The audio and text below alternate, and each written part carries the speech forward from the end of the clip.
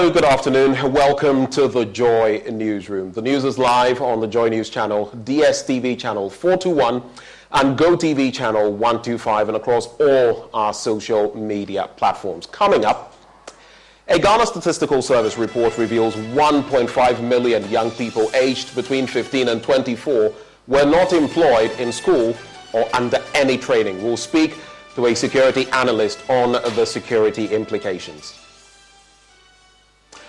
Also, U.S. charity, the International Justice Mission, says it is committed to making changes to its processes after a documentary by the BBC showing how some Ghanaian children were wrongly taken in raids during child trafficking rescues. Also, Pope John SHS overshadows Krobo Girls, Koforidia Sektek, and Kwetia Presby to progress to the semi-finals of the National Science and Math Quiz. Let's settle for the details now. My name is Benjamin Akapo.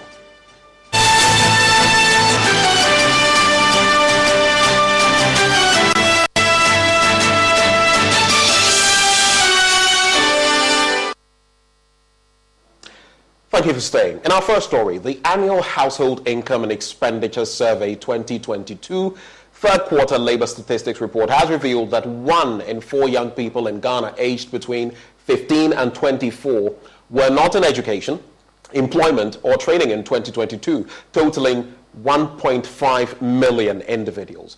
Now, over 20% of young people in most regions in Ghana were not engaged. Furthermore, 1 in 10 young people had never attended school, with higher rates for females.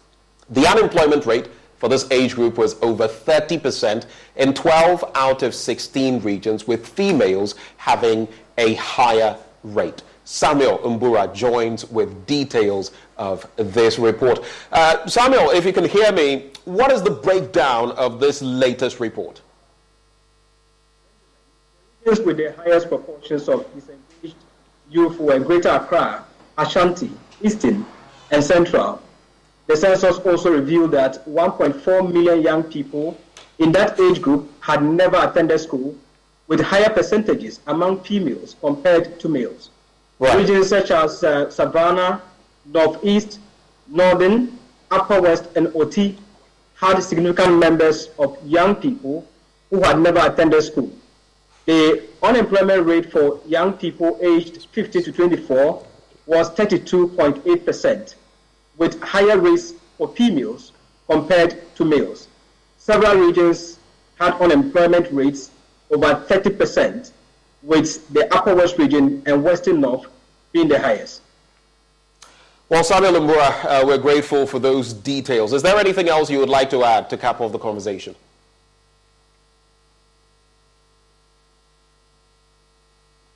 Well, so what the report seeks to highlight is the fact that with the higher number of the youth not being employed, not being engaged or skilled, it has a potential of creating security issues. We know there have been issues that have to do with human security. And if you have a youthful population not engaged in anything, definitely it can, or it has a potential of increasing social vices or criminal activity. So this is actually a cause to worry because of the situation at hand now.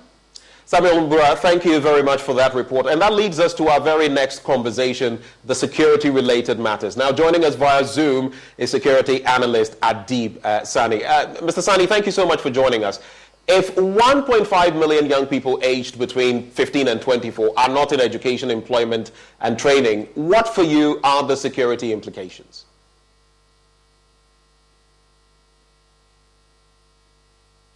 Hello, Mr. Sani, can you hear me? Sorry, forgot to unmute. Okay, I hope you can hear me now. I can hear you loud and clear.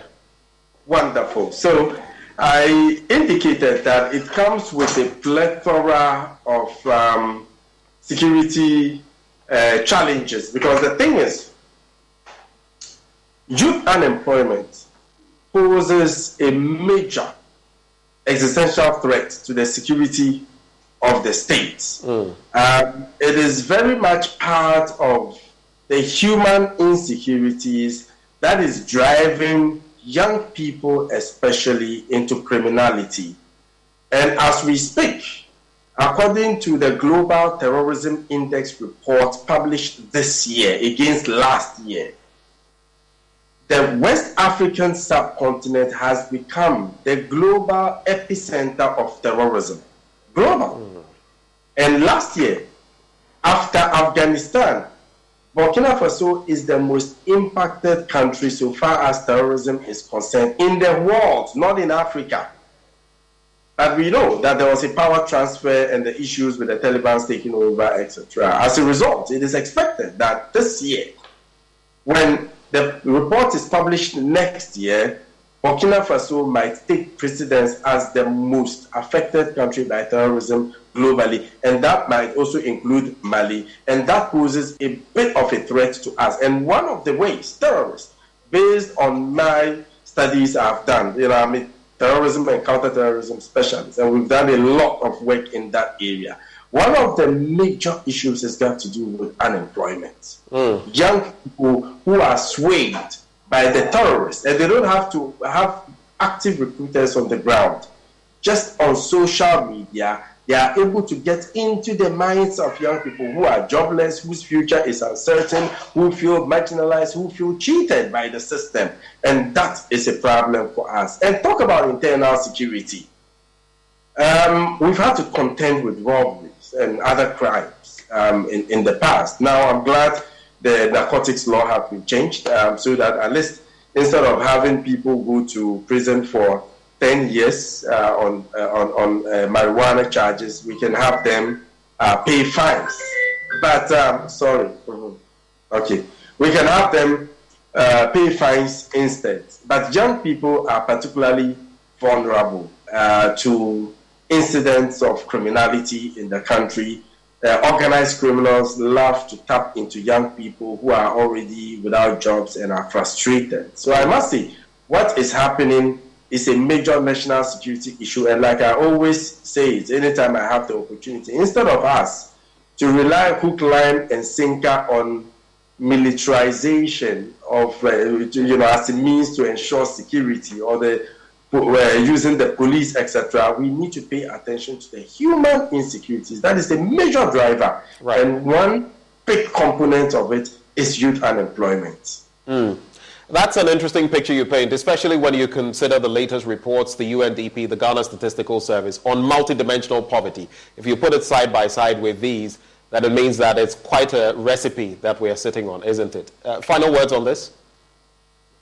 Well, in the past, we used to have a human security department under the National Security Secretariat, which was headed by General Nunu Mensah. But since he was removed, it became dormant. But thankfully, recently, I met an officer who has become a good friend of mine. He's in charge of the human security and the national security outfit. And I'm hoping that they are given the necessary resources so we can pay attention to issues of human security, especially in conflict hotspots such as Alabanyo, Nkonya, such as Buku, and other parts of the country. So we don't have some people with vested interest taking advantage of young people. We need to pay attention to the urban slums as well, the Zongo, and all that, where we have a lot of young people who sit under trees to talk about just everything. When it's the political season, your favorite place to go is the Zongos. You don't answer their calls when after winning your bid, your election bid, whatever it is, whether it's parliamentary. But once you need the muzzles to go cause trouble, you go to the Zongos because they are available, because they are jobless. This must. And the only way out is for government to prioritize youth employment. Thank you so much, Adib Sadi, for sharing your thoughts on this matter. He is a security analyst. Let's move on now to our next story. And the U.S. charity, the International Justice Mission, says it is committed to making changes to its processes after a documentary by the BBC showing how some Ghanaian children were wrongly taken in raids during child trafficking rescues. Country Director Anita Budu says the organization will take on board refinements to its processes, but insists there were factual inaccuracies in the documentary. I am saying that there are inaccuracies in what is portrayed, or it's not the full picture of the work that goes on. What is inaccurate about using your own request and the report from the social welfare to point to the glaring facts that they are not traffic kids? What is inaccurate is that we cannot independently make a determination to move out and intervene. And that intervention comes through the police processes and through their hierarchy and through their management systems. That is what is inaccurate. Okay. We are always a learning organization, and we learn case by case, operation by operation. And so I believe there was reference made about the way operations were done in 2017 or prior to 2017. We've taken a lot of lessons from that, and a lot of dialogue. What we really pride ourselves on is building good relationship with our government partners, and so having dialogue as to what can work better, and together moving forward in that. And so with this, yes, of course, things did not go 100% to plan, or as we would put it, but there are lessons to be learned, and we'll move forward with that. We always look to learn. We always look to grow. Processes were followed. Intervention is made. There is a process of interviewing, sitting with the children, determining more details around their family situation, family histories, and then going on to do further assessments as to what steps need to be taken for their continued well-being. In as much as our core mandate is supporting the justice system, we also believe very, very strongly that the well-being of the child is paramount. And when it comes to well-being of the child, the support system and the system of care is also important. And so all that is part of our programming. Okay. And so to just take a little part of our programming and overemphasize it and claim that is what is driving all our work. So you see, Anita, the journalist dealt with facts that you cannot dispute. So why are you still blaming the journalist? Well, I don't know where, I don't know that I can say I'm blaming the journalist. Now, a producer at the BBC Africa Eye Investigations, Kwache Afrenioma, says the findings of the documentary reveal a target-driven culture at the organization. On Operation Freedom, which was in October 2019. The woman at the center of this conversation here is a trader, Amlade, mother of two, breadwinner of her family, and how she was feeding her family was, through her trade. And she was, some time later, involved in an accident that left her partially paralyzed. As a result, she couldn't work. So one of her children was working with a fisherman, and she tells BBC Africa Eye that in a week, at most, they were making, the child was making 30 Ghana cedis, and that's how they were feeding. And indeed, she indicates that when the IGM supported team came and embarked on this Operation Freedom, she tried to explain to them, but they wouldn't listen. IGM, as we've evidenced in the documentary, provided unreliable and inconsistent information to, in the case of the Moina rescue mission, for example, that led to children being removed from their families, people being prosecuted, and this is all based on the information that IGM provided. And this is how it works. Okay, quickly, give a minute. Say that in a minute. Yeah, this is how it works. So IGM identifies specific cases of child trafficking. They have a team of investigators, and they then engage provide this information to their collaborating agencies, and that's where the collaboration begins, and then they embark on that rescue. So IGM itself that has a department that is supposed or actually does investigations prior to these rescue missions. Right. And as you found, could this be, let's say an error or mistake? And I'm not saying that because they have issued a statement where they actually suggest that they are ready to learn, but they suggest that there are material inaccuracies. What did you learn was a total number that they have rescued through this mission of trafficked children in all so far, so that we may be able to give them a certain benefit that if they have rescued, say, 1,000 children, then it is not the case that this is what they do.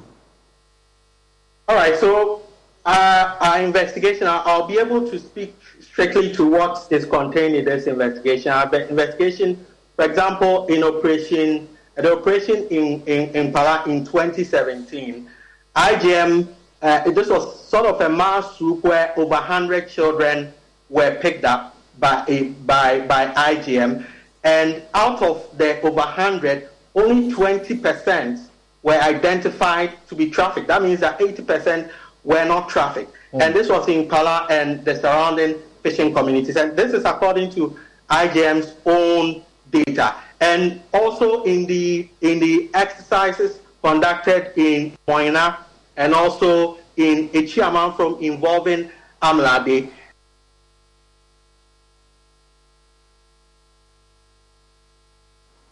Let's talk health now, and members of parliament are committing to greater funding to aid the fight of tuberculosis in Ghana. Despite affecting millions worldwide, the funding in Ghana is paltry. Now, the Stop TB partnership revitalized the TB caucus in parliament to push the agenda. Parliamentary Affairs correspondent Kweku Asante now reports.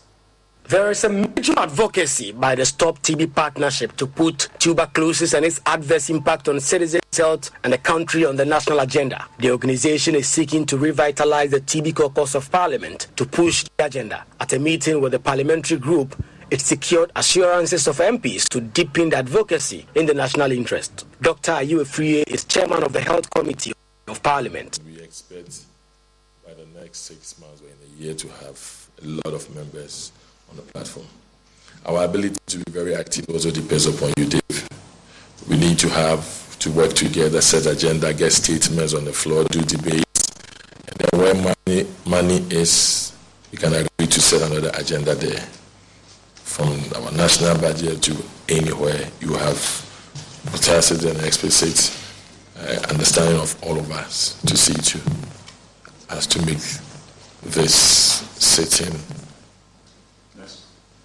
impactful in the lives of the people. Tuberculosis remains a pressing global health concern affecting millions of people around the world. National Board Chairman of the Stop TB Partnership, David Kwesi wants the funding gap addressed urgently. TB funding gap is so huge, and when Doc said that HIV is 5 times or 4 times, you would think that he has $100 million and somebody has 500. He's actually having less than $20 billion, and somebody is having 120 million. And so, if HIV is TB is around $18 million for a 3-year program, and HIV is 120, and malaria is malaria is 120 and HIV is 90, almost $100 million. The TB gap is just so huge that we need all stakeholders to ensure that. I'm anticipating the day His Excellency himself, when we meet him, he will make an allocation, a commitment. So we have direct presidential commitment. Director of Public Health at the Ghana Health Service, Dr. Franklin Esiedubekwe, wants Ghana to catch up with other countries in terms of funding. Is the need to have domestic funding. I mean, if you look at India, it came in as like a prototype country. Their funding for TB is about 80%. It's like the central government is funding 80% of their cost. If you compare to Ghana, largely our funding is by a global fund. If you want to address TB as a public health problem, then we need to be able to convince ourselves to invest into the treatment. In Ghana, the escalating number of TB cases poses a significant challenge to the country's healthcare system and its progress towards achieving the Sustainable Development Goal target of ending TB epidemic by 2030. Reporting for Joy News, Kweku Asante. Let's stay on the health terrain and the construction of a health facility initiated by the Assembly member for the KO electoral area in the Kumasi metropolis has been abandoned for almost 5 years. The clinic situated at the Krobodumase market has been left for occupation by squatters as the community yearns for increased access to healthcare. There is more in this report. A former assembly member of KO electoral area, Alexander Safokese, initiated the construction of a clinic and police station in 2018. He self-financed the project in fulfillment of a promise to residents while he was campaigning to go to the assembly. The KM, acknowledging the importance of projects, prioritized the police station and reimbursed the assemblyman to take over the project. However, the one-story building serving as a clinic has been left to rot after the assembly member lost his seat. Second-hand clothes sellers now use part of the structure for trading. But the traders are anxious to see the completion of the health facility to support their health needs.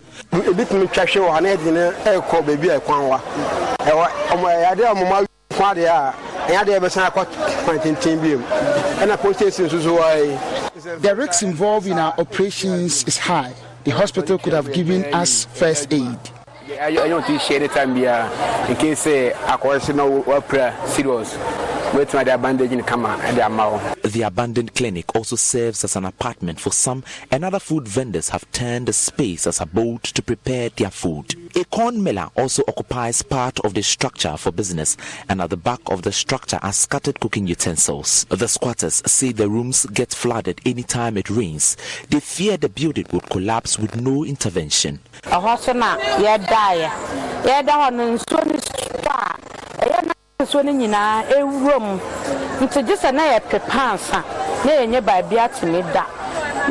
This is where we sleep, but it gets flooded anytime it rains.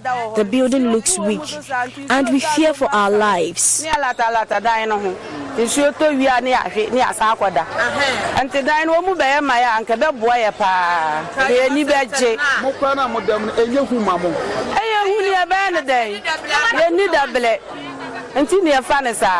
The clinic, when completed, would serve thousands of traders who ply their trade at the enclave, as well as the residents.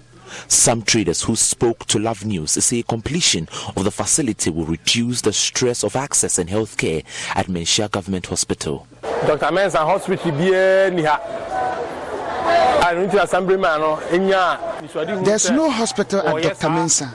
The assembly member was a man of vision for such projects. They have commissioned the police station, but the hospital is left out. The former assembly member is eager to see the facility completed. Though he has committed resources to the project, Alexander Safokese says the facility belongs to the people. He has appealed to the Member of Parliament for Menshia South, Dr. Matthew Pokuprempe, to help complete the facility. We finished the ground floor, so it was left with the first floor, and we floored the building, we plastered the ground floor, we did terrazzo, and we did all the windows. So basically the ground floor was done, it was finished. That they could have used it if they wanted to use it, but it was left with the wards. That is female and male wards. And in terms of people delivering the baby or minor surgeries, they could have done it there.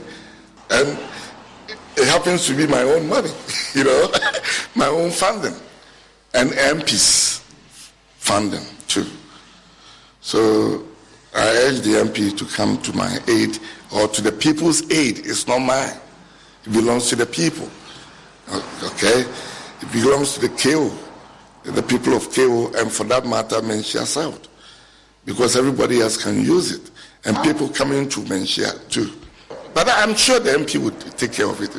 I have confidence in him, and I know he's a good man. I'm sure he will come to the aid of the people. I'm very sure the MP will do it. For Joy News, Nana Boachidankwa Kumasi. Still on health, the Ministry of Education has begun the retooling of sick bays at various second cycle institutions to improve healthcare delivery for healthy study environment. The project is to equip the clinics at the various second cycle institutions to ensure that they cater for the healthcare needs of the students. Now, the Education Ministry is doing this in partnership with SAF, a construction company, to provide medical equipment to augment the ones at the various sick bays. 5 schools are the beneficiaries of the pilot phase of this initiative. There is more in this report.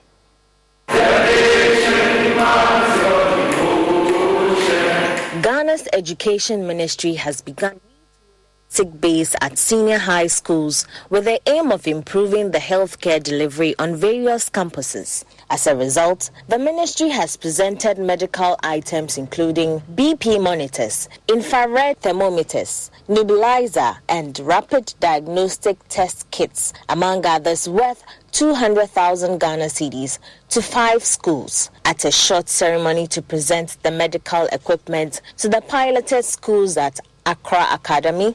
Education Minister Dr. Yao Osei Educhum called for support to enhance the health of students. So when we got the opportunity, we selected them to be part of the list of beneficiaries. But this is just phase 1. We're also appealing to companies and organizations to support the health of students. So this is just the beginning of the work that we intend to do with the Ghana Health Service, Ministry of Health, to make sure that we strengthen school-based health clinics and health centers so that the students will get the necessary support that they need. Meanwhile, business manager for SAF, Tome Nochwe, explained that the goal of ensuring that students have access to improved sick bays is what drove the company to join the partnership. We went and visited these sick bays, these schools, and we interviewed the medical team and we understood the needs. And that's where we generated the list and went and bought it, did the procurement process and decided to donate it. But this is only a drop in the sea. This is to ignite a process with additional donors and for the Ministry of Education to bring in more medical equipment for students within Ghana. Projects lead at the Development Office of the Ministry of Education, Susan Kufo, added that after a successful pilot, the projects will be replicated at all the senior high schools to transform the health needs of the schools. The health needs of the students while they are in our care is very important and crucial, and we need to ensure that the facility that is responsible for giving that kind of support and assistance is well equipped. And it's against this background that we started this initiative. It is recommended that government revives the need for health promotion and delivery at various senior high schools. Maybe this is the beginning of the needed revival of the sick bays on campuses. For Joy News, Karen Obing's report read to you. Now, the Tema Regional Fire Service has begun investigations into circumstances leading to a fire outbreak at a fuel tanker yard near the Tema Tank Farm. 3 fuel tankers were burnt together with a Salon car. Now, a timely intervention by the Tema Fire prevented an explosion. Joy News' Elvis Washington has more in this report. The 3 tankers with registration numbers unknown were all partially burnt. It took the fire service well over 3 hours to completely douse the fire. 2 out of the 3 tankers were empty, while the third had a full load of petrol. But the consignment was safeguarded by the fire service. According to the Public Relations Officer for Tema Regional Fire Command, Divisional Officer Grade 3, DO3 Ebenezer Yenzu, noted that the command is yet to ascertain the exact cause of fire. Investigations currently is ongoing. You can see the officers are going around to try and ascertain what could be the possible cause of the fire.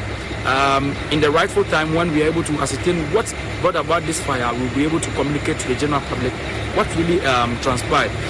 We have 3 tankers that were involved in the fire.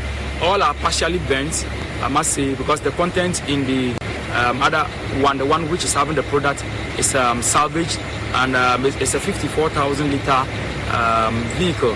But we've been able to salvage the content of the vehicle.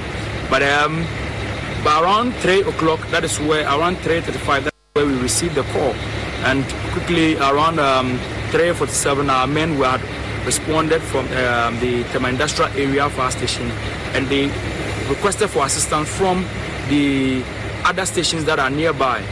DO3 Ebenezer Yenzu took the opportunity to commend his men for acting swiftly and also advised the general public on the need to get extinguishers at their homes and workplaces at all times. So when you look at this particular incident that has occurred, the fire service, the men, officers and men that responded to this exercise have really done well. They've done a yeoman's job, and they should be applauded for their efforts that they kept in to avert a possible explosion. And as an advice also to the general public, we advise them that they should always get some of these basic firefighting equipment in their homes, in their offices, in their workplaces, so that should the fire occur, they'll be able to use it to alleviate their plight. We also would want to say that you should get training on even how to use it, not necessarily getting it only, but knowing how to use the extinguisher, and it might come in handy when the time comes for you to use it. For Joy News, my name is Elvis Washington, reporting from Tema. In our next story, a former Vice-Chancellor of the University of Ghana, Professor Ernest Aite, is calling for transparency and proper regulation of lithium production in the country to derive the maximal benefits for the country. According to him, transparency in the production of the mineral will minimize corruption and boost technology and innovation. Speaking at the National Stakeholder Dialogue on Energy Transition, focus on lithium discovery in Ghana, Professor Aite urged the current and future governments to use the lithium deposits in the country to change the structure of the economy. There is more in this report.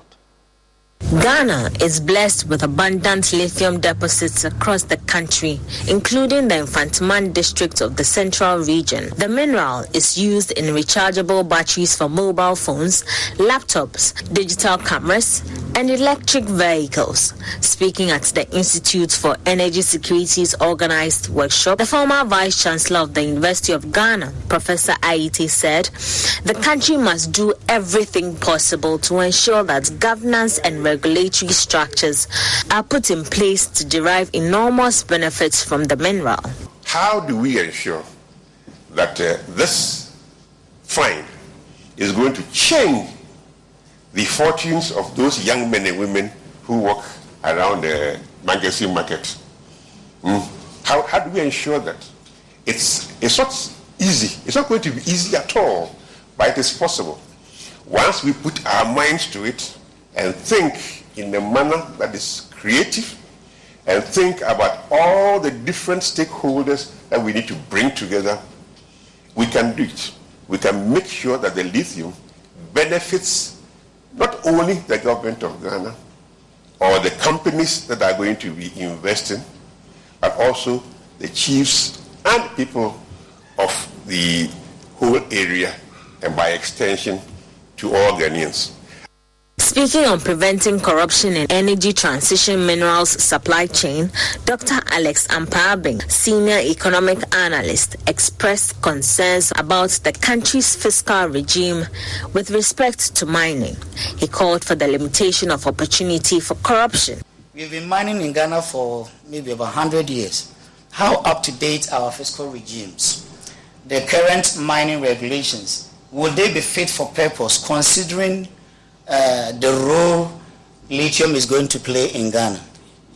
The executive director of the Institute for Energy Security, Nana Amoisi VII, in an interview with Joy Business, advised the country to learn from the past experience of gold and other mineral productions. First, we should learn from our past mistakes. That's the beginning. How did we miss the opportunities in the domain of gold extraction? How did we miss opportunity in oil and natural gas? Although we had all the regulation, and so if we could learn the lessons from there, we can transfer it to the domain of lithium and ensure that we get our things right. The workshop brought together players in the oil and gas sector, including civil society organizations. You're still live on a Joy Newsroom with me, Benjamin Akakwa. We'll be back with more after the break.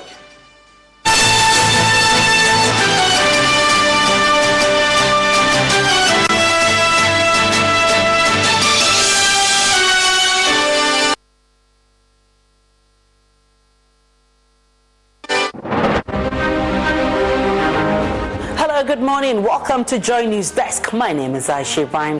Let me tell you, this is not a small job at all. What can you report from the farmer community? We are still sounding the alarm for people who are hiding to know that help has come.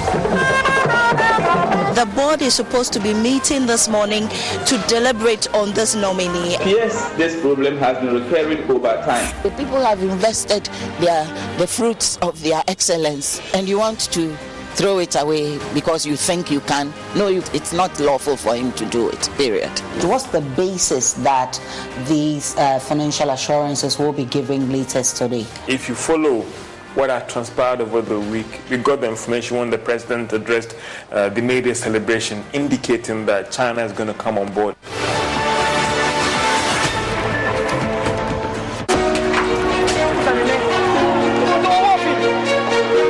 News is important. It's the only way you get to know the things that happen around you, what affects you today and the future. At Joy News, we have reporters scattered around the country who tell us about the communities they live in, the people and their stories. A key part of our job here at Joy News is to make clearer the muffled voices in every part of society. We shine light on the issues. My name is Aisha Ibrahim, and this is Joy News. Independent, credible, and fearless.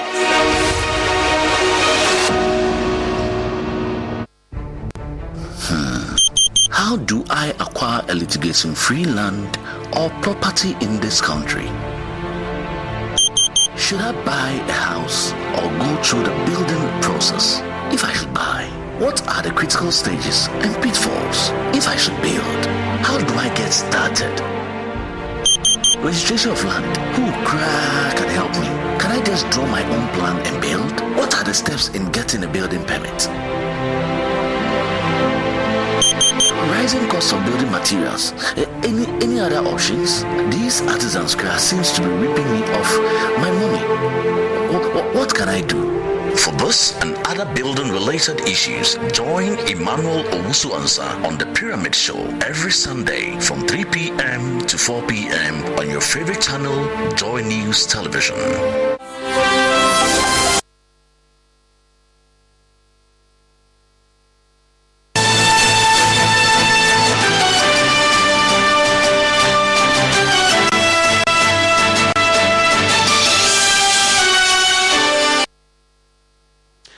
Still with us on Joy Newsroom. My name is Benjamin Akapo. In our next story, Joy News journalist Erastus Asare Donko has been awarded the Environmental Sustainability Personality of the Year by the Department of Planning at the Kwame Nkrumah University of Science and Technology. The honor is an appreciation of his consistent dedication and commitment to protecting Ghana's natural environment. Clinton Yebwa was there and has this report.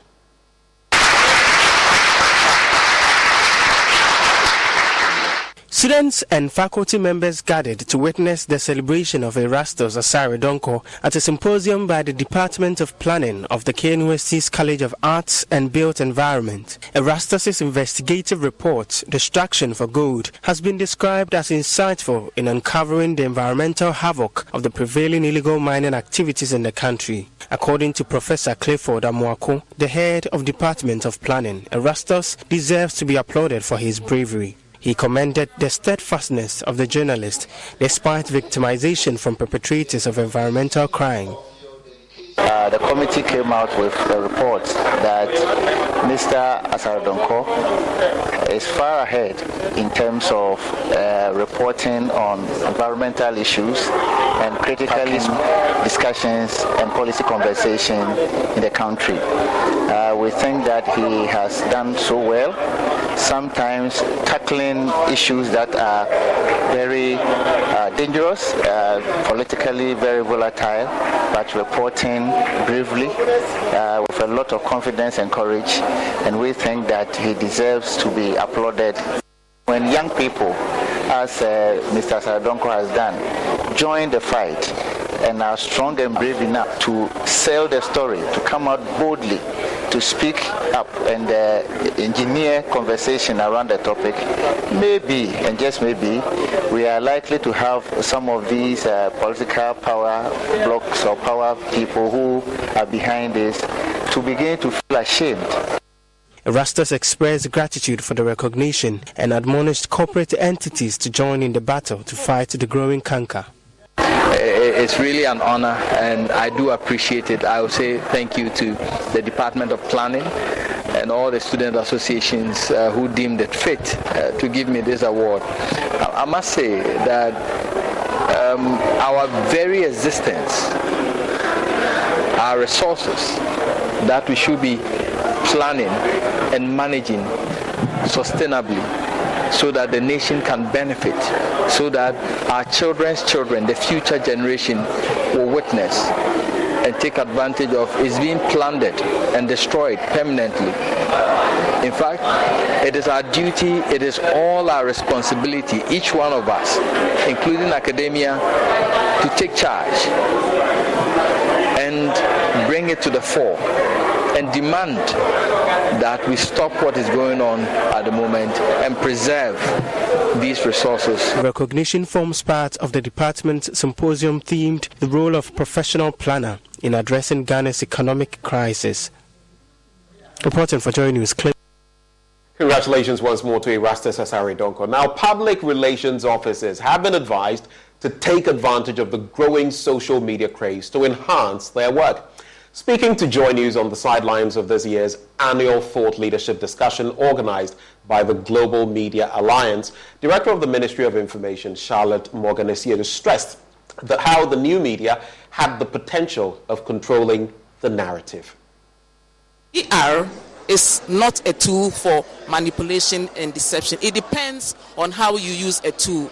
I think that this is potentially a powerful tool to be able to help us to speak our narrative, to be able to get positive results. I think that it depends on how we use the new media. PR these days can go out and take the new media and use it for our positive results. So for me, I think that the new media rather is something that can impact and can help PR to make results and to make impact in society.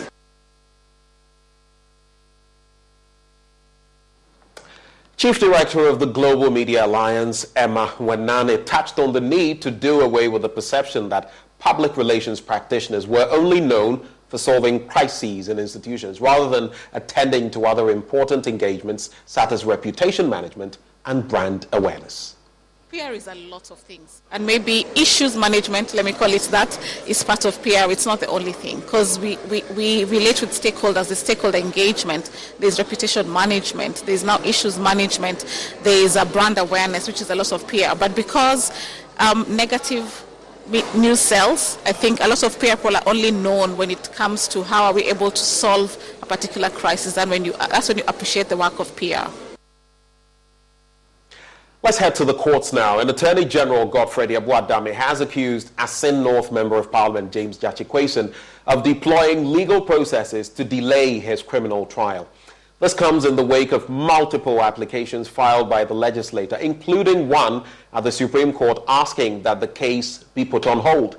The AG on Friday urged the court to proceed with the case despite the pending applications. The court has fixed July the 18th to rule on this request. Deputy Attorney General Alfred Tuayabua told pressmen the state would not be deterred despite the obvious legal hurdles it would have to scale to enable the trial progress.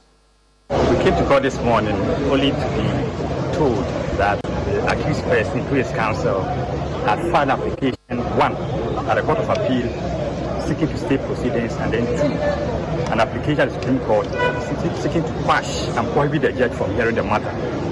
Now, per practice, if you file such an application, it does not automatically stay proceeding. So we made a point that notwithstanding the fact that these applications have been filed, the judge will be right in proceeding to hear the case by asking that examination be done on PW1. The judge, after listening to us, said giving a ruling on that specific issue on Tuesday. For almost a month now, we have virtually not been able to make any progress on this work? And the AG makes the point that it appears there is some attempts to halt the trial effectively.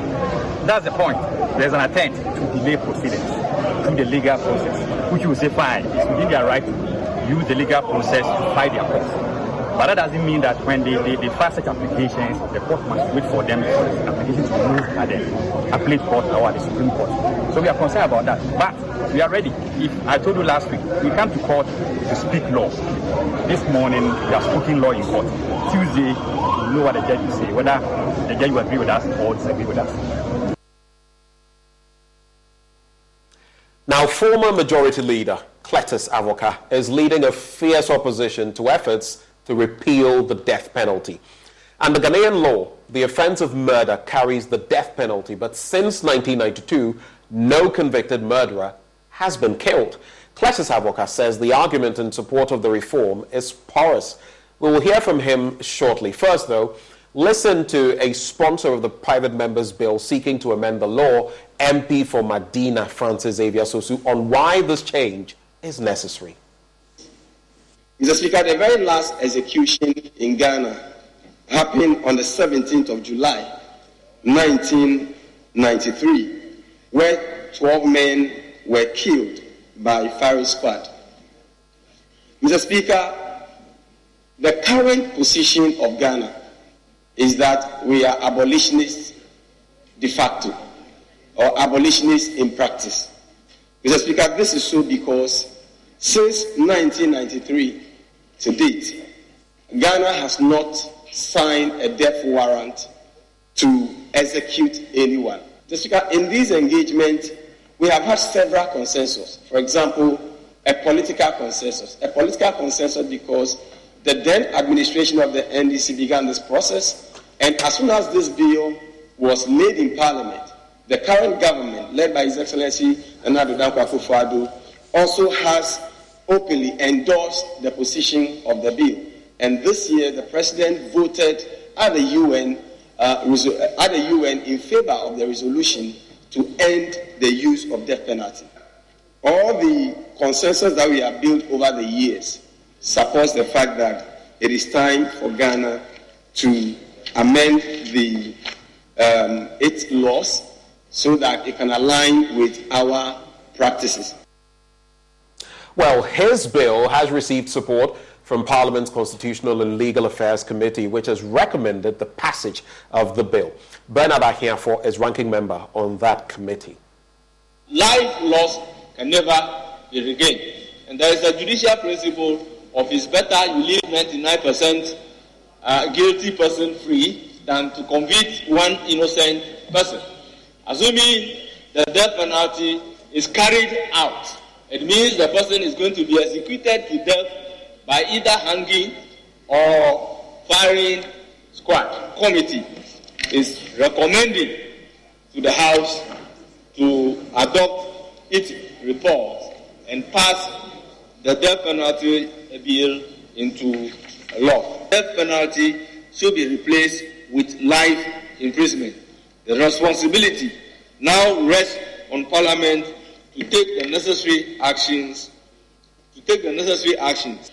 After extensive consultation, the committee is of the view that continuous retention of the death penalty in the criminal statute makes a mockery of justice, and the mere fact that for almost 3 decades, presidents of the Republic have found it unnecessary to sign execution warrants is an indication that Ghana does not need the law. Arguments they have advanced this evening in favor of the motion are very spurious and have no merit at all. The arguments in favor of the motion are unmeritorious, very, very unmeritorious.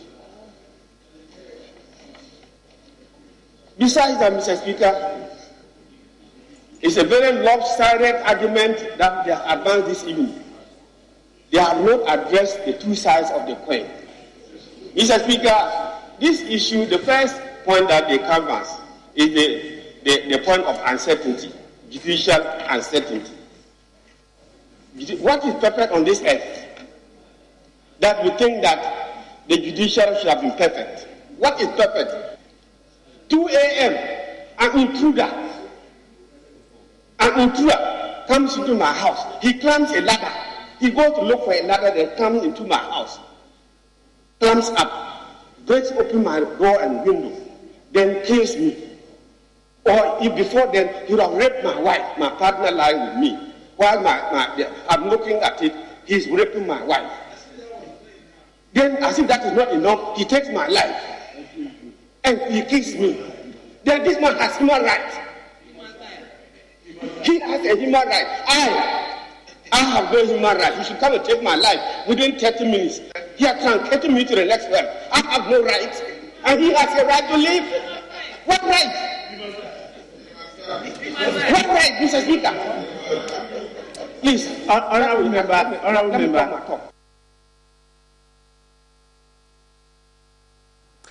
Let's talk National Science and Math Quiz now. And 6 schools in the Eastern region, including defending champions St. Peter's SHS, are slugging it out at the semi-final stage of the 2023 Goyle Regional Championship for 3 available slots at the finals.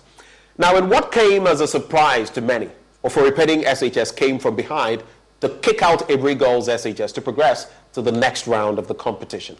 Emmanuel Bright-Kweku reports from Koforidua.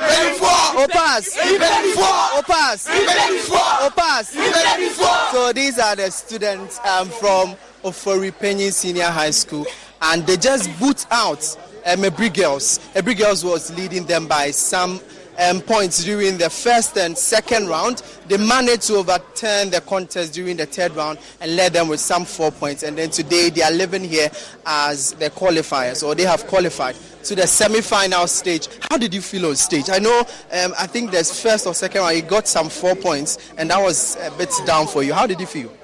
Oh, quite easy, because we know we have speed more than them.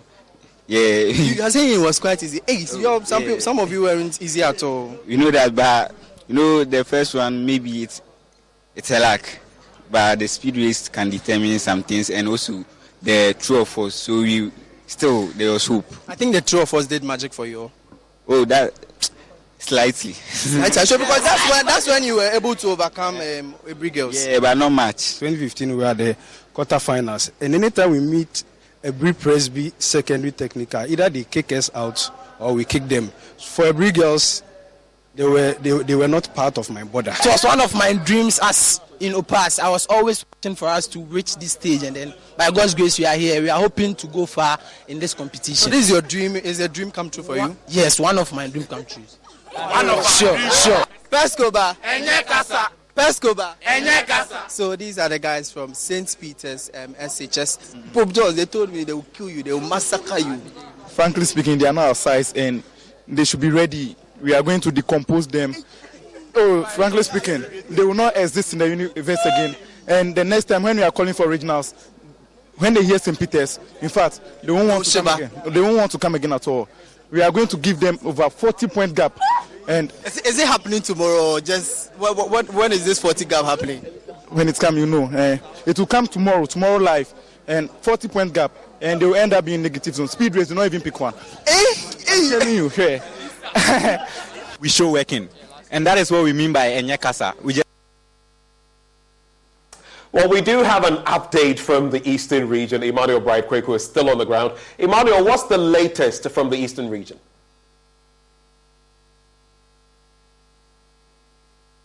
Emmanuel, please unmute so we can hear what you're saying.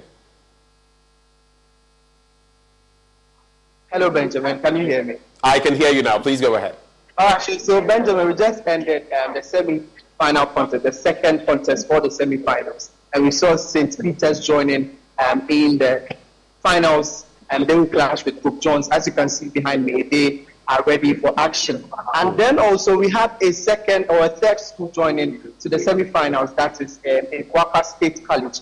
They managed in the first contest, Pope John's beat them, but they managed to advance by just a slim margin. They qualified with 1 point ahead of the other top runners-up. I'm talking about NIFA SHS. NIFA had 19 and they had 20, so they have advanced to the semi-final stage. So it's going to be a contest between Pope John's and St. James, St. Peter's, and also a Kwakwa State College. But I want to find out from the boys in the yellow shirt behind me, and then we want to know. We know it's a rival between the Pope John and then St. Peter's. We want to find out what we should expect. What should we expect from you guys? We are winning.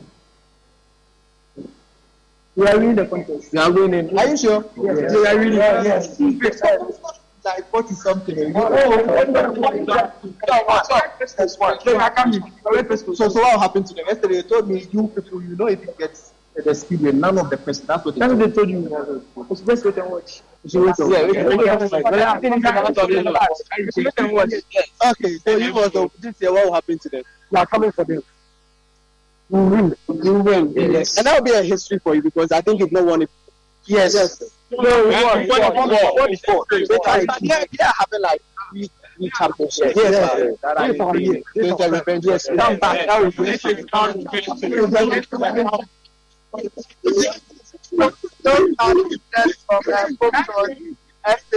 Pope John's SHS, the minus 7. They are telling us that there's going to be a real battle between them and then the test messages. They are hoping to place their second regional championship trophy. And St. Peter's is hoping to also place their trophy, their fourth trophy. They are the defending champions as we speak of. So, Benjamin, this is the latest from the East Indies. Thank you, Emmanuel Bright-Kreku, bringing us the scoop there as Pope John lock horns with St. Peter's and the Kwakwa State College. Thank you for your company on A Joy Newsroom with me, Benjamin Akapo. We wish you the best of the afternoon. Stay blessed.